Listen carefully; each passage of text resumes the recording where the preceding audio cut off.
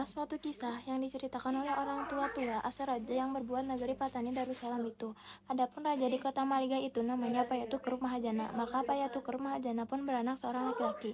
Maka dinamai anak-anda baginda itu Payatu Antara. Hatta beberapa lamanya maka Payatuker Mahajana pun matilah. Antara pun kerajaanlah menggantikan ayahanda baginda itu. Ia menamai dirinya Payatu Nakpa. Selama Payatu Nakpa kerajaan itu senantiasa ia pergi berburu.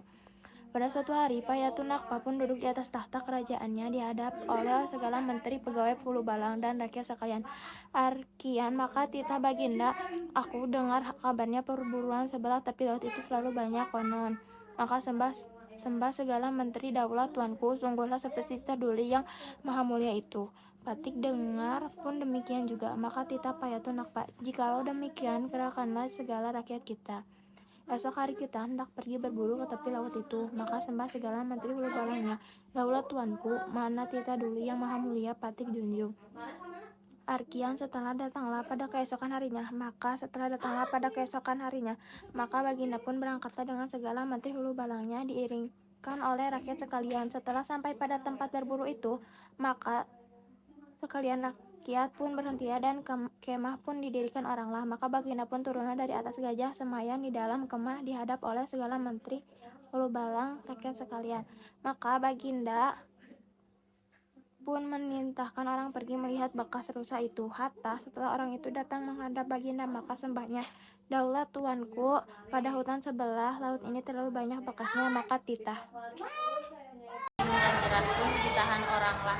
Maka segala rakyat pun masuklah ke dalam hutan itu, mengalang-alang segala perburuan itu dari pagi-pagi hingga datang menggelincir matahari. Seekor perburuan tiada diperoleh. Maka baginda pun amat hairanlah serta menitahkan menyuruh melepaskan anjing perburuan baginda sendiri itu. Maka anjing itu pun dilepaskan oranglah. Hatta ada sekira-kira 2 jam lamanya, maka berbunyilah suara anjing itu menyala. Maka baginda pun segera mendapatkan suara anjing itu. Setelah baginda datang kepada suatu sorokan tasik itu, maka baginda pun bertemulah dengan segala orang yang menurut anjing itu. Maka titah baginda, apa yang disalak oleh anjing itu? Maka sembah mereka sekalian kita, daulat Tuhanku, Patik mohonkan ampun dan karunia. Ada seekor pelanduk putih, besarnya seperti kambing, warna tubuhnya gilang gemilang. Itulah yang dihambat oleh anjing itu. Maka pelanduk itu pun lenyaplah pada pantai ini.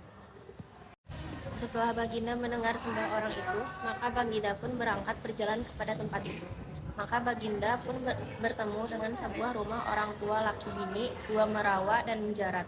Maka titah baginda suruh bertanya kepada orang itu, dari mana datangnya?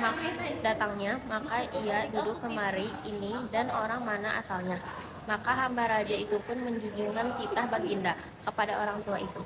Maka sembah orang tua itu, daulat tuanku, adapun Patik ini hamba juga pada ke bawah Duli yang maha mulia, karena asal Patik ini duduk di kota Maligai.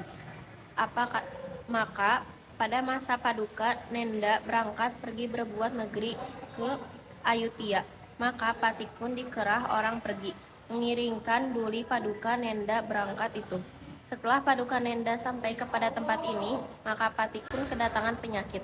Maka Patik pun ditinggalkan oranglah pada tempat ini. Maka titah baginda, apa nama engkau? Maka sembah orang tua itu, nama Patik Menciktani.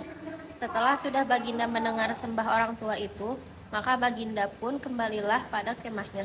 Dan pada malam itu baginda pun berbicara dengan segala menteri Hulu Balangnya, hendak perbuat negeri pada tempat pelanduk putih itu. Setelah keesokan harinya, maka segala menteri Hulu Balang pun menyuruh orang mudik ke kota Maligai dan ke Lancang mengerahkan segala rakyat tidak berbuat negeri itu.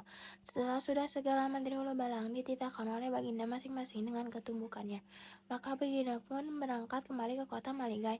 Hatta antara 2 bulan lamanya, maka negeri itu pun sudahlah. Maka baginda pun pindah hilir duduk pada negeri yang diperbuat itu, dan negeri itu pun dinamakannya Pantai Darussalam, negeri yang sejahtera. Arkian pangkalan yang di tempat pelanduk putih lenyap itu, dan pangkalannya itu pada pintu gajah ke hulu jembatan Kedik. Dan pangkalan itulah tempat Encik Tani naik turun merawa dan menjerat itu. Syahdan kebanyakan kata orang nama negeri itu mengikuti nama orang yang merawa itulah, bahwa sesungguhnya nama negeri itu mengikut sembah orang mengatakan pelanduk lenyap itu. Beberapa tahun lamanya Payatu Nakpa bertahta. Datanglah suatu penyakit berat yang menyerangnya. Tak ada satupun tabib pun yang dapat mengobatinya. Lalu raja pun mengeluarkan pengumuman melalui anak buahnya, yaitu siapa yang bisa mengobati penyakit raja, maka ia akan diambil sebagai menantu. Tak lama kemudian datanglah Syekh Said untuk menyembuhkan raja, tetapi dengan syarat raja akan menganut agama Islam jika raja sembuh. Lalu raja pun menerima perjanjian tersebut. 7 hari lamanya raja diobati, maka penyakit raja pun hilang. Tetapi ia melanggar janjinya kepada Syekh Said. Raja enggan memeluk agama Islam. Setelah 2 tahun melamar, ternyata penyakit raja datang lagi. Lalu raja meminta Syekh Said untuk mengobatinya. Dan raja berkata akan sungguh-sungguh melaksanakan janjinya. Lalu dengan kemuliaan hati Syekh Said mengobati raja tersebut, setelah 2 bulan sembuhlah penyakit raja tersebut.